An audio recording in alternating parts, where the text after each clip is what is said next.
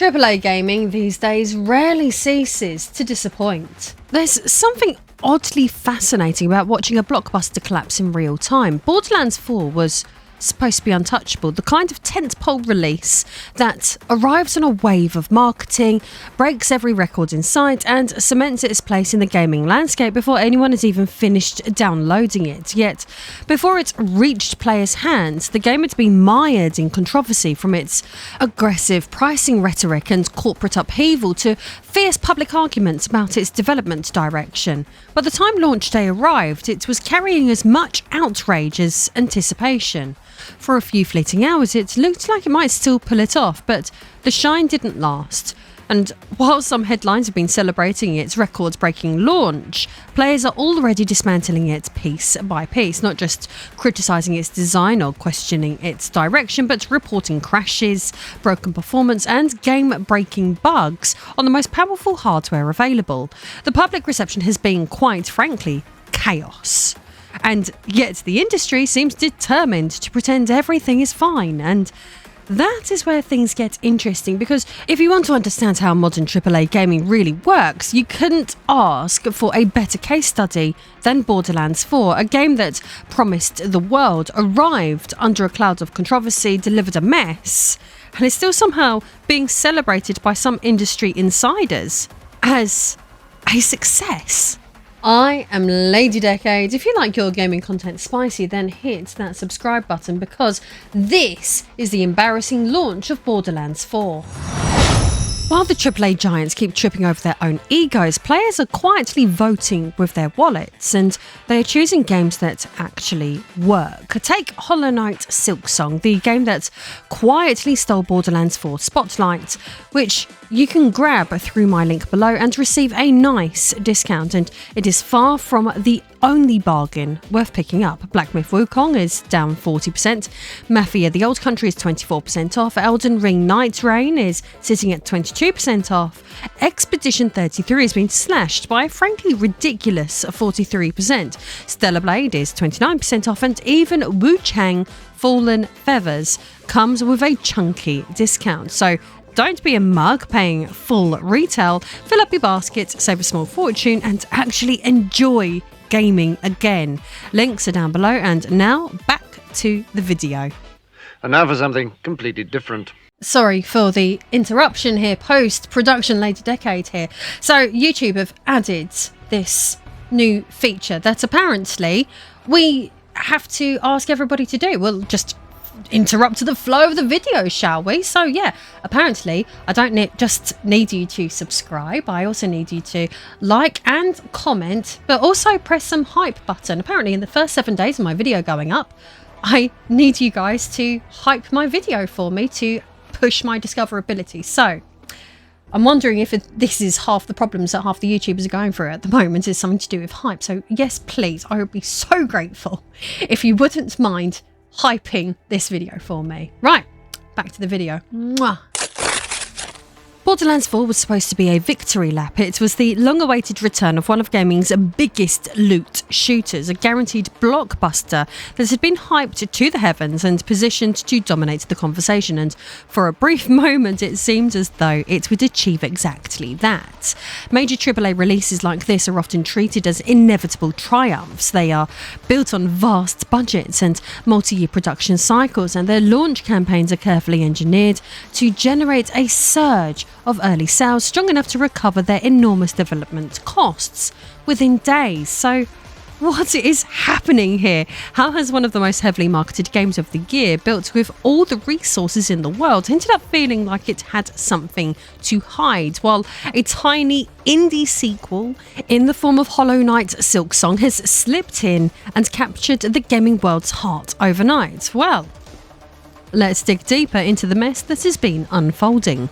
If Borderlands 4's launch ended in chaos, it is worth remembering that the fuse had been lit months earlier, and it was Randy Pitchford himself who struck the match. It all began back in May of 2025 when a fan nervously asked him on X not to push the game's price too far, and his response became instantly infamous. A, not my call. B, if you're a real fan, you'll find a way to make it happen.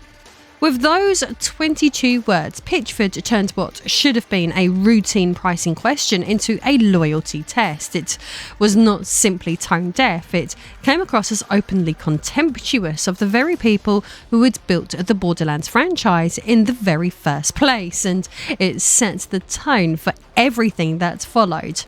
To strengthen his argument, he offered a nostalgic, out-of-touch anecdote about scraping together minimum wage earnings in 1991 to buy Starflight on the Sega Genesis for $80. What made this worse was that it probably wasn't true. Contemporary Game Pro reviews listed Starflight at $69.95, and Electronics Boutique adverts from the same year show $63.99, meaning Pitchford had either misremembered or deliberately inflated the figure to frame modern players as spoiled brats. More idiotically, the comparison falls apart the moment you acknowledge where he was and who he was in 1991, because a comfortable Los Angeles upbringing with access to steady work and a strong dollar during the regional boom bears no resemblance to the position of most players in 2025 who are navigating higher living costs, stagnant real wages, volatile currencies outside of the United States, inconsistent regional pricing on digital stores, and household budgets where a single full price release can swallow a meaningful slice of discretionary income. Setting those two realities side by side and pretending they are interchangeable is not merely clumsy, it is a privileged misreading of the present that turns a personal anecdote into a lecture about what everyone else should be able to afford. And that is precisely why so much of the gaming public turned on him. His comment did not just come across as flippant, it sounded like someone speaking from a bubble of privilege, dismissing very real financial pressures as a matter of personal dedication. Players who were already choosing which major releases to skip that year were suddenly being told that their caution made them lesser fans by a man whose own formative experience came from a time and a place of far greater economic security. It reframed what should have been a conversation about value into a test of loyalty, and in doing so, it alienated many of the very audience the game was relying on to succeed. He may as well have said, "Let them eat cake." I mean, what a moron! Industry peers were quick to call him out. Larian's publishing director, Michael Dowse, summed it up bluntly on X, writing, "Real fans will find a way" is gross, because it assumes your game is more important during a cost of living crisis than, for example, making it day to day. But rather than back down, Pitchford instead escalated his rhetoric, transforming a minor pricing dispute into a full-blown spectacle that would set the tone for Borderlands 4's chaotic road to release. In an August interview with Games Radar, he declared, "Shit, I think they could charge $200. You can't find a better value in the world for any kind of entertainment." He even leaned on the familiar hours per dollar argument, claiming that the sheer length of Borderlands games justified any price. This rebuttal was a baffling strategy because there was nothing to gain from it. Most studios go out of their way to appear empathetic when pricing becomes a flashpoint, knowing how easily it can sour public sentiment. Yet Pitchford chose to posture as though he were above the discussion entirely. It made him look detached from the realities of his own audience and oddly combative about a topic where diplomacy should have been effortless. Instead of reassuring players that the game would justify its price, he implied that their financial concerns were irrelevant, and in doing so he turned what could have been diffused with a single measured response into an avoidable controversy that defined the conversation around the game. Aside from the fact that most gamers have less disposable income than in recent memory, his logic has been widely criticised because it treats personal time as a commodity to be consumed rather than an experience to be valued, and it ignores that many players prefer shorter and more focused games that respect their time. PC Gamer dismantled this reasoning perfectly, noting, "I wouldn't pay $70 for an audiobook version of a so-so novel just because it's long. I'll take the shorter, better novel, please." What should have been a straightforward conversation about value became a bizarre spectacle of corporate gaslighting. By reframing affordability as a measure of real fandom, Pitchford did not merely raise expectations, he poisoned them, setting the stage for the backlash that would engulf the game at launch. What an absolute circus! While Randy Pitchford was busy lecturing fans about value, the game itself was being developed inside an environment that could only be described as profoundly unstable. Gearbox began work on Borderlands 4 while owned by the Embracer Group, which had purchased the studio in 2021 in what one outlet described as a wild acquisition spree, snapping up everything from Tomb Raider to The Lord of the Rings in a whirlwind of aggressive corporate expansion. For a time, this strategy gave the impression of unstoppable growth, but by late 2023, the entire structure began to collapse.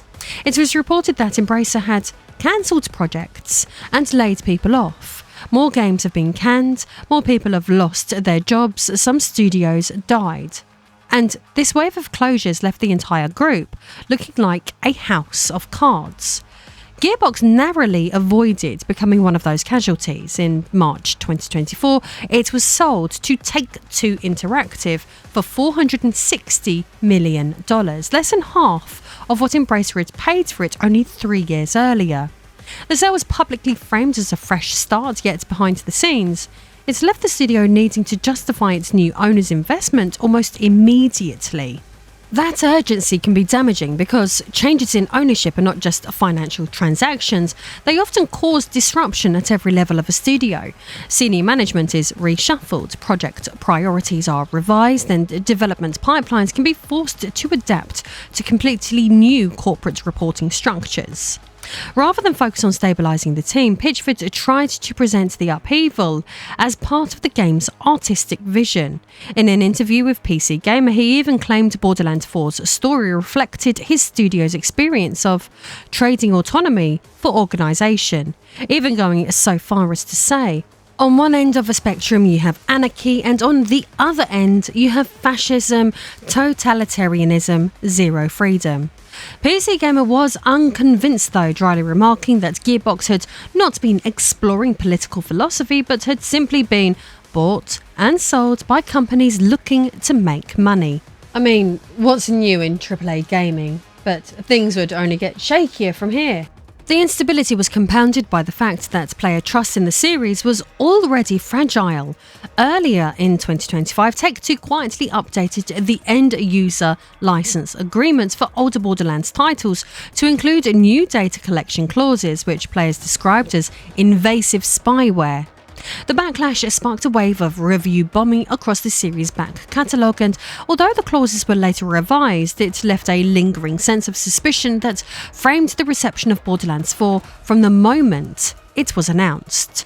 The production timeline only reinforced that sense of unease. The game was announced at Gamescom 2024 with a vague 2025 release window, then shown again at the Game Awards that December, and finally its launch date was abruptly moved forward by 11 days. Forbes writer Paul Tassi described this as deeply suspicious, noting that it raises concerns and appeared to be driven by corporate pressure rather than development confidence. All the signs were there. This was a studio battered by ownership changes, accelerating through a compressed production cycle and operating under mounting pressure to deliver a showpiece for Take-Two's shareholders. It did not look like a game being carefully finished. It looked like a product being hurried out of the door before the scaffolding gave way. But if the development cycle had seemed shaky, then the review strategy just screamed panic. 2K and Gearbox imposed one of the most restrictive embargoes seen in recent memory, allowing critics to publish their verdicts at 8 o'clock in the morning Eastern Time on the 11th of September, also known as 9/11, just 1 hour before the game launched on PC. That decision meant there was almost no window for players to read, process or act on reviews before the purchase buttons went live, which is highly unusual for a release of this scale.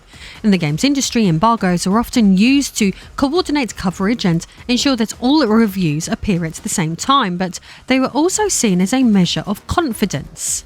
Major publishers who are certain they have a strong product typically lift embargoes at least a day or two before release, giving critics space to produce thorough assessments and allowing positive coverage to build momentum in advance. When embargoes fall extremely close to launch, it is generally interpreted as an attempt to delay negative press until sales have already been locked in. Veteran PR expert Stefano Petrullo explains this point clearly to GamesIndustry.biz, stating that an embargo that falls too close to release is usually a red flag, and noting that it often reflects internal doubts about the quality of the product. The way review codes were handled made the situation look even more suspect. PC Gamer publicly stated that they were not given early access at all, which stood out given their prior criticism of Randy Pitchford's behaviour. And Rock Paper Shotgun's editor openly remarked that our review code just arrived on the day of launch, highlighting how restricted access had been across the board. Meanwhile, an Xbox era reviewer commented, "I do not know of anyone who had an Xbox Series or PlayStation 5 code." This meant critics were not only under severe time pressure, but many of them were unable to test the console versions entirely, leaving the only pre-launch coverage based solely on the PC build. Essentially micromanaging the game's release for the sake of optics has only highlighted how little confidence its own publishers seemed to have in the product, leaving the entire launch feeling like a coordinated PR move rather than the debut of a finished game. The result has been a perfect storm. A small handful of approved outlets were racing the clock to finish their pieces. None of them had time to conduct meaningful technical analysis, and their reviews went live at the exact moment sales opened. By the time the wider world discovered what they had actually bought, the transaction had already taken place, resulting in a very different reception for the game between the players who purchased it and the professional critics who hastily reviewed it. So let's explore the disconnect further. When the embargo finally lifted, the first wave of reviews painted a picture that, in hindsight, feels almost surreal. On Metacritic, Borderlands 4 opened with an impressive average of 84 out of 100, drawn from 67 critic reviews. Every single one of them was based on the PC version, and not a single review covered the console builds. To the casual observer, this created the impression that Gearbox had achieved a flawless return to form, as journalists often put it, and the tone of much of the coverage reflected that assumption. Xbox era's Jesse Norris went the furthest, awarding a perfect 10 out of 10 and declaring it the best looter shooter he had ever played, praising its smooth content and even claiming he could easily see myself putting in another 1,000 hours. The review offered no meaningful caveats, instead presenting the game as an unqualified triumph. But the praise far from stopped there. IGN's Travis Northup was only slightly more reserved, giving the game 8 out of 10 and praising its tighter, more responsive gunplay, as well as its new movement systems, which included double jumps, gliding and grappling. The only mention of flaws was buried late in the review, where he conceded that it suffered from numerous technical issues, but did not allow this to affect the overall verdict, which meant the criticism carried no practical weight. Polygon's Giovanni Colantolio sidestepped the technical question entirely, focusing instead on the deeper skill trees and the structure of the open world, while never addressing whether the game functioned well enough to support those systems. Windows Central's Michael Hoagland offered perhaps the most striking contradiction of all. He admitted that the game was initially a choppy mess, especially in the open world, but after receiving a last-minute patch, he described it as improved and still awarded 4 out of 5 stars. Players, of course, would not have that patched build at launch, and they were left to experience the choppy mess, as he described. Taken together, these reviews did not simply miss the cracks forming under the surface, they actively reinforced the illusion that everything was fine. The conditions under which they were written left little room for thorough testing, and with almost no time to assess stability and no access to console builds. Many critics leaned on promotional talking points and pre-release builds that were not representative of what players would actually receive. What should have been rigorous criticism instead read more like advertising copy, and within hours of launch that carefully polished facade would satisfyingly begin to collapse. The illusion did not last long. Within hours of release, Borderlands 4's glowing critical consensus was being dismantled by the only audience that truly matters, the people actually trying to play it. On Steam, the game debuted to mostly negative reviews before gradually crawling up to mixed, with just 49% of players recommending it. Unlike curated critic scores, Steam reviews would arrive in real time and in overwhelming volume, drawn from an enormous range of hardware configurations, and this made the scale of the problem impossible to ignore. GameSpot summarised the flood of complaints with a clinical precision. The recurring themes in Borderlands 4's reviews on Steam are crashes, graphics issues, and poor frame rate performance. These were not isolated edge cases on low-end hardware, they were occurring on some of the most powerful gaming systems currently available. DSO Gaming's benchmarks on a Ryzen 9 7950X 3D paired with an RTX 5090, which is among the fastest consumer configurations in existence, showed frame rate collapsing to 40 to 43 frames per second at 4K resolution, with frequent stutter even during basic traversal. And that was if the game ran at all. In fact, crashes were so frequent that they became part of the marketing conversation. GameHub reported that the game outright crashed during Conan O'Brien's Clueless Gamer segment, with full error messages plastered across national television during what was meant to be a promotional appearance. The situation was so severe that Gearbox issued an official optimization guide instructing players to keep playing for at least 15 minutes after changing their graphics settings so that shaders could recompile, a suggestion Eurogamer described with raised eyebrows. No functioning game should require a quarter of an hour of blind guesswork before it decides whether your adjustments worked. This was not a rough launch or a patchable oversight, it was a structural failure, one that critics had either missed or ignored entirely, and which players uncovered within minutes. If Borderlands 4 was collapsing under its own weight, you certainly wouldn't have known from reading the so-called professional reviews. Aided by the positive reception on launch day, the game surged past 270,000 concurrent players on Steam, the highest figure in the history of the series. It created a strange spectacle, a game breaking records while simultaneously being torn apart by the very people who were setting those records. Out of touch, Randy Pitchford celebrated and gloated about the figures on social media as if they were proof of triumph, not recognising that they were evidence of something far more troubling, which was hundreds of thousands of players all discovering at the same time that they had purchased a broken product. The truth was that none of these numbers was a reflection of quality. They were the predictable outcome of a marketing strategy designed to manufacture a massive day one spike before public opinion could catch up. This pattern has become increasingly common in the modern AAA market, where publishers spend tens or even hundreds of millions of dollars on promotional campaigns and preload incentives specifically to secure enormous launch figures that can be presented to shareholders as proof of success, even if the long-term reception proves disastrous.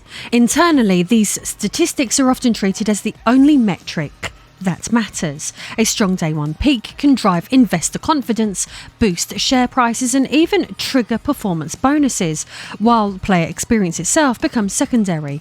It revealed what has become of the defining pathology of the modern blockbuster model, a fixation on metrics for their own sake. As long as the graphs are moving upwards, it seems to matter little whether the people behind those numbers are actually enjoying themselves.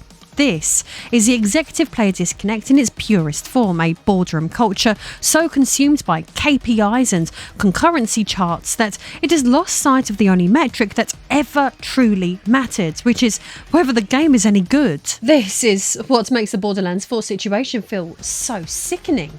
While the game has been straining under the weight of its own spectacle, as you will know, another game had quietly demonstrated that there was still another way to succeed. 8 days before Gearbox's blockbuster arrived, Hollow Knight Silksong slipped out with little more than a trailer and a quiet announcement, yet it sold 5 million copies in its first 3 days and generated over $50 million in revenue according to Linear Analytics. It achieved this without pre-order bonuses, elaborate influencer campaigns, or any of the traditional machinery that usually props up major launches, relying instead on long-term trust built from the success of its predecessor. Forbes reported its early open critic average at a staggering 98, while Eurogamer observed that no strict deadline and a flood of financial income meant that Team Cherry could take its time. And that time mattered. Team Cherry is a tiny studio by industry standards, and their development model was built on scope, discipline, rather than scale. They did not attempt to chase every trend or meet arbitrary content quotas, and they released the game only when it was ready. This approach stands in stark contrast to the AAA model that Borderlands 4 has followed, which often expands scope to satisfy marketing targets, even when it undermines stability. Borderlands 4, for many, has been a huge disappointment, but that's what happens when you build games for shareholders rather than the people who actually play them. Borderlands 4 was marketed as a celebration of everything players were meant to love about the series, yet what it ultimately revealed was the state of the industry that produced it. Its troubled launch has further laid bare how modern AAA gaming has drifted away from its audience, collapsing under layers of corporate bloat, gaslighting the very consumers it depends on, and leaning on access journalism to keep the facade intact just long enough to secure day one revenue. It demonstrated how spectacle can be manufactured through sheer force of marketing, even when the substance beneath it is not ready for release, and how easily the appearance of success can be mistaken for the real thing. Silksong's quiet success showed that it does not have to be this way. A small and patient team delivered more value, more polish, and more goodwill at a fraction of the price. Not through spectacle, but through care, and they did it by structuring their project around quality rather than quarterly targets. Their work shows that players will respond to craft and trust as readily as to scale, if not more so. That is the crucial difference. The AAA model is designed to reward short-term spikes and rapid monetization, which encourages studios to focus on appearances, while smaller teams are free to focus on the experience itself because their survival depends on lasting goodwill. These structural incentives shape behaviour just as powerfully as budgets or technology, and until they change, the results are unlikely to. The question now is not whether AAA studios are capable of making great games, it is whether they even want to anymore, and whether the systems they have built will allow them to do so again. But don't forget that you can grab Hollow Knight Silksong, the game that quietly stole Borderlands 4's spotlight, which you can get through my link below and receive a nice discount. And it's far from the only bargain worth picking up, because Black Myth Wukong is down by 40%, Mafia the Old Country is 24% off, Elden Ring Night Reign is sitting at 22% off, Expedition 33 has been slashed by 43%. Stellar Blade is 29% off, and even Wu Chang Fallen Feathers comes with a chunky discount. Or if you want to support my work in a more personal way and access my behind the scenes cosplay library, you can do so over on Patreon.